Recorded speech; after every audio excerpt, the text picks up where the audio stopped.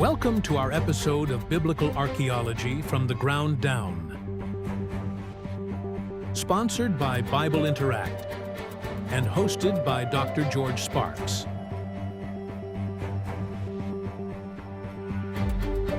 Today's special guest is experienced field archaeologist Dr. David E. Graves. Now let's explore the field of archaeology in today's episode.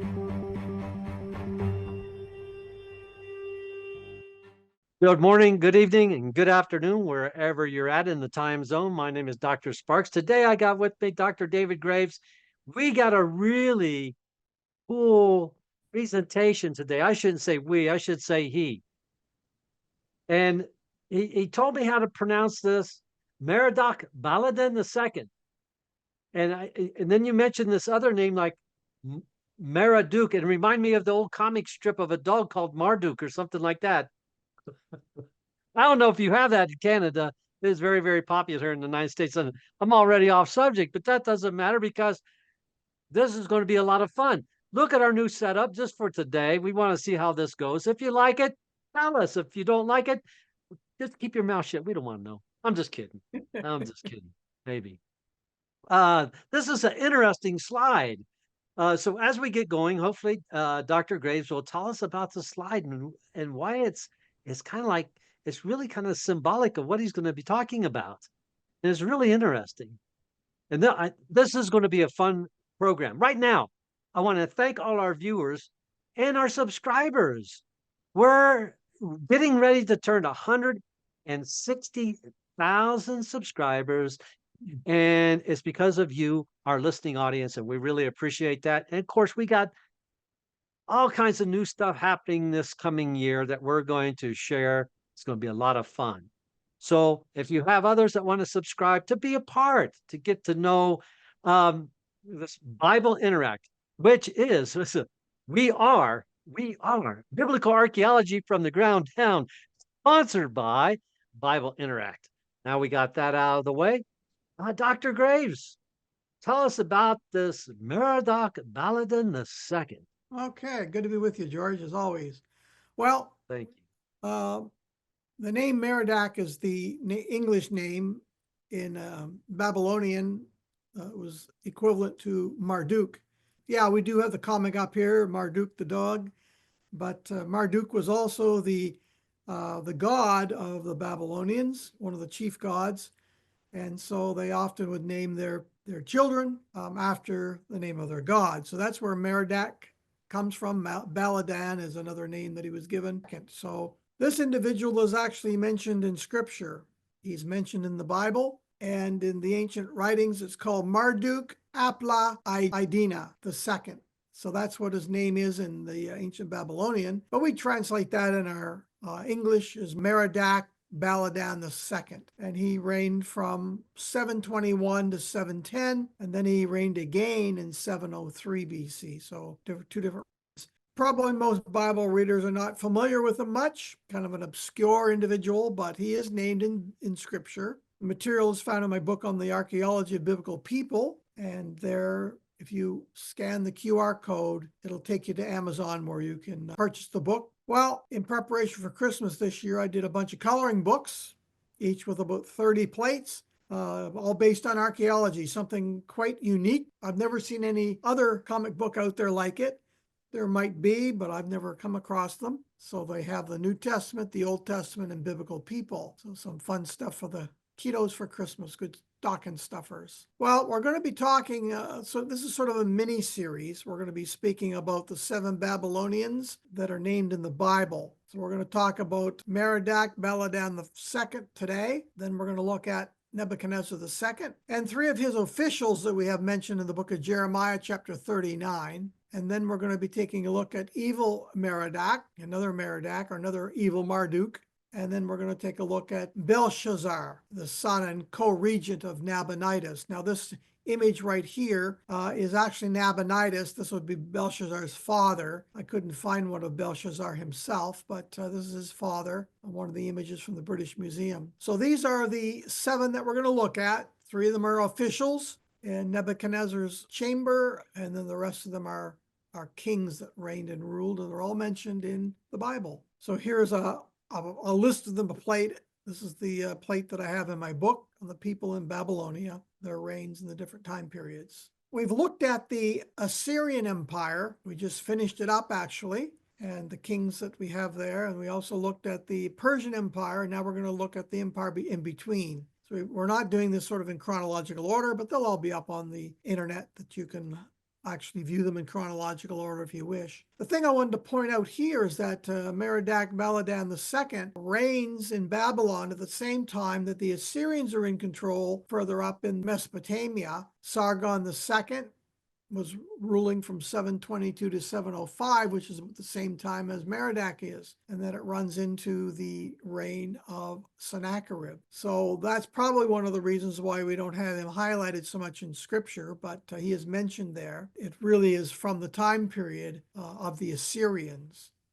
And then we will get into the Babylonians who ruled Nabopolassar, Nebuchadnezzar, Emil-Marduk through to Lamish-Marduk, and then Nabonidus and Belshazzar. So here we have the timeline. This puts Merodach-Baladan in the same time period. He becomes in control of Babylon the same time that Israel falls. And the prophets Micah and Isaiah are in around that same time period. So 722 to 710, and then again it's 703. And then we're going to take a look at, down here in the bottom, you see Nabopolassar, Nebuchadnezzar II, and Nabonidus. So we're going to talk about them in this time period. And this leads us into the fall of Jerusalem and the fall of Babylon in 539 when Cyrus defeats Belshazzar. So this is the 7 years of captivity, and we're going to be talking, this is in the reign of Daniel, and this is in the reign of Jeremiah, and then we're a little bit earlier than that right at the moment. We do have a stele with his image on it, and this is in the Near East Museum in Berlin.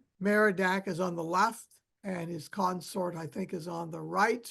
And as I said, he was the king of Babylonia, and he was the son of Baladan, so that's why he's called Merodach-Baladan II, and a contemporary of Hezekiah, King Hezekiah, in 711 BC, with whom he cherished friendly relations. We read about that in Isaiah 39, 2 Kings 20, and 2 Chronicles 32. Kings and Chronicles recount the same information, basically, in just telling it in two different perspectives. It's written, as I said, Merodach-Baladan by an interchange of letters. He twice ruled as the king of Babylon, first in 722, 710, and then 703 for a short time, exerting significant power for over 30 years. He's mentioned in the inscriptions of Tiglath-Pileser III, Sargon II, and Sennacherib. The Assyrian inscription at Khorsabad was deciphered by Hincks and Rawlinson, but it was according to which he was conquered by Sennacherib in the first year of the latter's reign. So Merodach-Baladan is there called Kar-Junias, a city and country frequently mentioned in the Assyrian inscriptions, and comprising the southernmost part of Babylonia near the confluence of the Tigris and the Euphrates, together with the district watered by those two rivers to the borders of Susanna. This king, with the help of his Susanian allies, had recently recovered Babylon, from which Sargon, Sennacherib's father, had expelled him in the 12th year of his reign. The battle seems to have been fought considerably to the north of that city, and the result was that Sennacherib totally defeated Merodach-Baladan, who fled to save his life, leaving behind him all of his military equipment. And in the cuneiform annals of the 4th year of Sennacherib's reign, Merodach-Baladan is further mentioned as having escaped to an island. That's why the cover picture that I showed today has Merodach-Baladan in water and being taken captive by Sennacherib, and along with his entire family. Here's one of the annals. This one here is the Babylonian, where he's mentioned on line 13 of it. This is in the British Museum. You can read it in the ancient Near Eastern texts. So Merodach-Baladan is mentioned in the latter part of this particular Babylonian king's list. He's also mentioned in the synchronistic king's list in the ancient Near Eastern text. There is a picture of the Babylonian king's list A, close-up of it, of the cuneiform that mentions his name. This can be read, and Rawlinson translated it. So that's sort of the quick overview of Merodach-Baladan, who was one of the Babylonian kings who is mentioned in scripture. Okay, George? That's very interesting because he seems like an individual that's easily read right through. Like, how many times is he actually mentioned in the, I'll just say Old Testament? Once, maybe? Well, in 3 different texts. So Isaiah, 2nd Chronicles, and 2nd Kings. So those 3 references that I showed there. So again, he's actually mentioned more than some other more prominent kings. But yeah, we would gloss right over that. We wouldn't understand the significance of it. So I tried to put it in a little bit of a historical context. And one of the lesser kings, but from Babylon, Babylonian king. And this is going to lead us into the Babylonian Empire after the fall of Jerusalem, and we see the more prominent ones that are more important and quite significant, especially when we get into Belshazzar and we get into the book of Daniel, and a lot of critical scholars that said that he never existed mentioned in the Bible, and we find him mentioned. And the whole dispute as to whether he was a king or not, and we'll wait till that presentation to discuss that. But here's one of the lesser known but still significant. I think a point in the lesson is that even some of these lesser known to us individuals were known to the ancient writers of scripture. I think that's the important part. If they just made up these stories and fabricated, they wouldn't know this rather insignificant individual, placing him in the proper historical context and time period. But the biblical writers wrote with detail, and they were historically accurate. They were also geographically accurate. And so we can trust those facts as reliable in the biblical text. So that's, I think, the lesson for the day.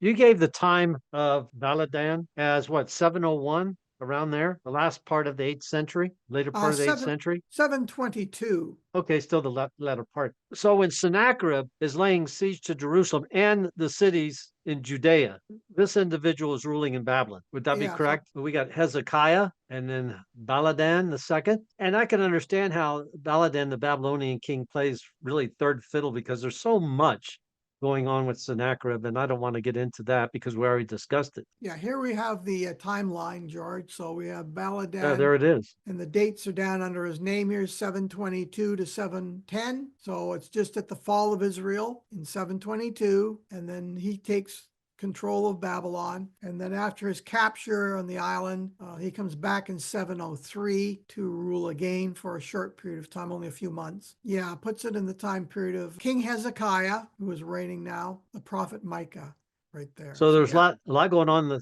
political sphere in the Near East 2,700 years ago, just like there is today. And somebody takes over or somebody's gone and he hides on an island. And when you think he's gone, done, and over with, there he comes back and rules again. The craziness of it all, who knows? But like you said, in the biblical narrative, it does catch these, what might be on the timeline, what is just a blip on the radar screen, but yet in the biblical narrative, it does pay attention to these details. I do find that amazing. Hey, I wanted to ask you a question because these Babylonian names that you're mentioning right now, and it made me wonder, when we talk about, let's say, like, this would be in the late Bronze Age. So now we went from Iron Age around 8th century, and now we're going to go back to the late Bronze Age. Moses, the conquest, that time period, Moses, the Exodus, wandering in the wilderness, and he ends up on this place called Mount Nebo. Is Nebo a Babylonian name? Do you know? Nebo? I don't know. Because you got Nabonidus, and I'm just thinking somewhere that mountain get renamed during maybe a time period where the Babylonians were controlling, you could say, the Levant. That's a fancy name for, let's say, if you want to say Israel, a territory. It's actually a Moabite territory, so. Oh, on that side, yeah, I'm sure, yeah. Part of Moab, so up on the mountain there, so it would be. Okay, we went archaeology here. Moabites. So I'm not certain as to the etymology of the word Nebo. Something maybe our listeners can do a little bit of I'm gonna look that up because I was just thinking about that. I thought, that'd be interesting. Was it ever renamed? Because we got anachronisms in the Bible, like you read, let's say the events for interest. And the narrative does tell us, like it mentions Laish. And they say, well, now it's called Dan. Yeah.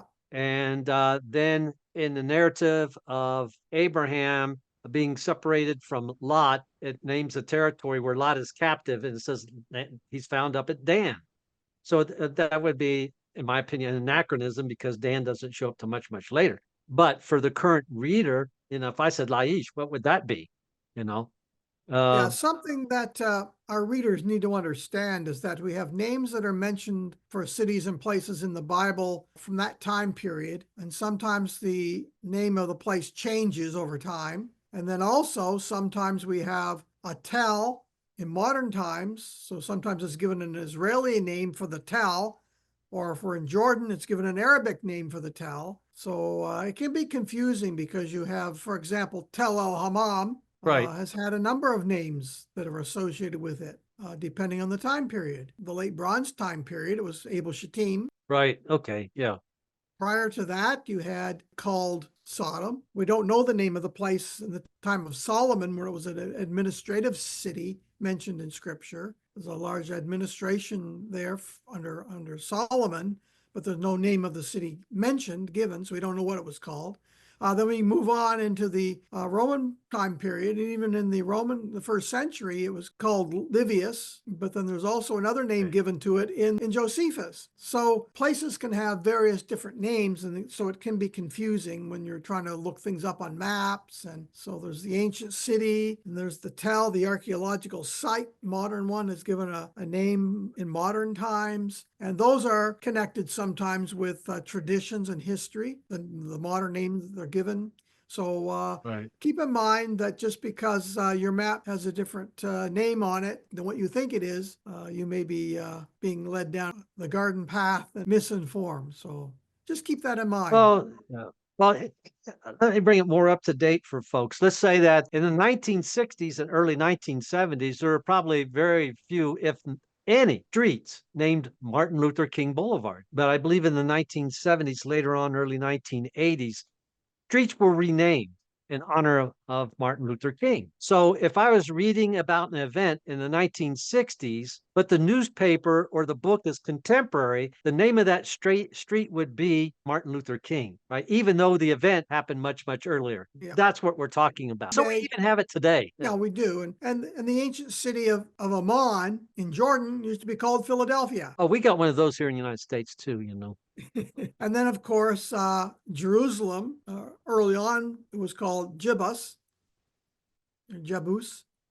So cities had different names depending on which time period you're looking at. So keep that in mind. And the Romans would often come in, and if the ruler wanted to bow down and give some commemoration to one of the emperors, often they would change the name to something that would appease the Roman emperor at the time. They would change. And that's very true, because we had Dr. Rami Aravi's been at Trinity Southwest for a number of different lectures. I've had him on my program, and he's excavating at a location which we would refer to as Bethsaida, right? But in the Roman period, they actually renamed it Julius. Is that right? Mm-hmm. So there's a name change there. And if we go back to I'm going to say the Hebrew Bible, our Old Testament, there's a name there where the son of David, Absalom, he was from, his parents were there, right? His grandparents. So in the biblical narrative, when Absalom rebels against his father and then he loses, he takes off and goes back up to the territory to live with grandma and grandpa. Early on, this is where he goes up to the early name for Bethsaida. He marries the daughter of the king and queen up in that area. And that is, the mother of Absalom, whose grandparents live in that location. That's why he runs up that way. Very interesting. It is. I'll look it up in my book on the cities of the New Testament. I know it's in there. I just can't remember the name. Another thing you'd mentioned, Julius. Tel El Hammam was called Julius in the Roman period before it was called Livius. So I think our discussion where we had the 3 discoveries, which is doing quite well. I think it's up to around 2,000 views already, which is cool for academics. And I think Dr. Stripling mentioned that in that program. Yeah, when we were doing our research together, we were able to trace it back. So again, it became difficult sometimes to know what you're talking about, because it mentioned Julius, Beth Ramtha, Well, it was another name that was given, Beth-Ramtha, for Livius, but then they changed it to Livius because it was named after the Roman emperor's wife, who was deified as a god, Livia. So it's called Livius. Right. And there's a number of cities called Livius. So that can be confusing. So again, Right. Very places had different names, and you have to keep that all sorted out in your mind. It can be confusing at times. Which Livius are you talking about, and which Beth-Ramtha are you talking about? And good point, George. Well, so we started with this where I threw you a question. And I said, is Mount Nebo, the Nebo, a Babylonian name for that mountain? And if it is, which we don't know, that'll be an assignment. I'm going to look that up myself and find out when it might have made a name change, if any. And that led us into this discussions of locations having different names, comparing to who was ruling at that time, whether it be the Babylonians, the Assyrians, the Hellenistic Greeks, the Romans, what have you. That's where we led to. That's the discussion for the moment. But it all stemmed from your discussion today about the Babylonian king. Well, that's what I was going to say. The rabbit trail that we went on does lead back to, sometimes we do a bit of wandering. But anyway, it's a fun thing. Sometimes it's fun to take that little side journey because I think it'd be interesting. I want to find out. It's like in the biblical narrative, like we already discussed, and like Dan changes its name. It was Laish and it's Dan, and that goes on and on. And so for Mount Nebo, did it happen for Mount Nebo? Sometimes the biblical text will tell us, hey, this used to be called this, and now it's called, that. Sometimes it doesn't. So there you have it. The name Merodach and then Merodach in English. Merodach was the god. So there's a whole lot of significance there to the naming. And then Baladan was his father's name, so the son inherited the father's name. I've actually got my middle name is my father's name, so we have the same tradition today. Another thing that's interesting within names, and when we're looking at whether it be the Syrians or the Babylonians or even the Hebrews, that names contain theophoric names, theophoric deity names. So you can get an idea of the deities that individuals worshipped within Babylon or within the Assyrians or the Egyptians or even the Hebrews by, you could say, sometimes the suffix of a name. I'll just put it that way. Is there a theophoric name being used? You have it actually with the name of Daniel. Yes. El, the Hebrew god of El, picked up in Daniel, and many other examples of that. And then sometimes in scripture, you have God changing their names. That's very true too. So here we go again. Change names of cities, change names of individuals, like Abram to Abraham. With Saul to Paul. And Saul then to when Paul, and the reason God changes the name is because their character changes, they change their names. You have Jacob, Israel, a lot of examples we find in the biblical narrative of names being changed. My name changed. I had a name change too. I went to a new location. My name went from George to Hey You. Yeah, that's right. Hey, another one that's kind of interesting. That individual in the Bible that just shows up and then kind of vanishes. Melchizedek. Yeah, I'm just saying that it becomes fun. People want to look that up and find out if there's different deities being mentioned within theophoric names. You could tell sometimes whether it be a northern kingdom or a southern kingdom. That's interesting too. And then you got people like Jezebel, right? Yeah. So all this stemmed from today's lecture. I have a section in my book on the key themes of the Old Testament, on the significance of biblical names. I have a whole section and a chapter on it where I explore this, the theology behind it, and why God changes names and the relevance of it. So for all those that want to dig a little deeper, I do explore that in my book on the key themes of the Old Testament. So there we go. So you have a book on importance of different names, but also for the season, you'll have your coloring books. Yes. Which if you want to teach your kids want to learn about biblical artifacts, and it's a coloring book and they have to learn at the same time, you just don't tell them they're learning, just tell them they're coloring. So it's kind of tricky, but be careful. Your kids will end up learning more than you just by coloring. Well, there's a nice description of each of the artifacts there for the children, and a good project for anybody doing homeschooling, or anybody just on a Sunday afternoon that wants to have an activity with their children. They can pull out the coloring book and they can color to their heart's content, and you can read your favorite book, one of mine. You know, you could look at the artifacts in your coloring book, because you do describe the artifacts and also a timeline that goes probably with them, right? When they were discovered or what period in history they are represented, and go to the biblical narrative and maybe just read a little chapter of the Bible that has to deal with that time period of the artifact. It could be really interesting to tie it both together just out of a coloring book, and how much not only your kids will learn. Come on, parents. I'm talking about myself too. How much I learned by tying in the biblical narrative with the artifact, which I do in our little advertisements. And it's only like 40 seconds long, 45 seconds long. So we take a biblical artifact such as the Melech candle, Melech, king, the inscription of King Hezekiah. Then we go back to the biblical narrative and talk about Sennacherib, Hezekiah, digging of the water tunnel, and there we go. That's how quick it can flow from one to the other. And Merodach-Baladan II. Tie it all together for you today, George. That's right. So we did a roundabout, and we actually promoted our ads. We promoted your books. We did a podcast. Today, people had a lot of fun. Once again, thanks for joining us today, for subscribing. It's been a great year, and we're going to do a lot of fun things next year. Stick with us, and we're going to sign off. Thank you very much. Doctor, thank you for being with us and sharing your PowerPoint and some interesting topics today. A lot of them. Remember to look up Mount Nebo, folks, and Thanks, George. find, in the comments section, tell us what you found out. Hopefully you'll get there before me. All right. So everybody have a great day.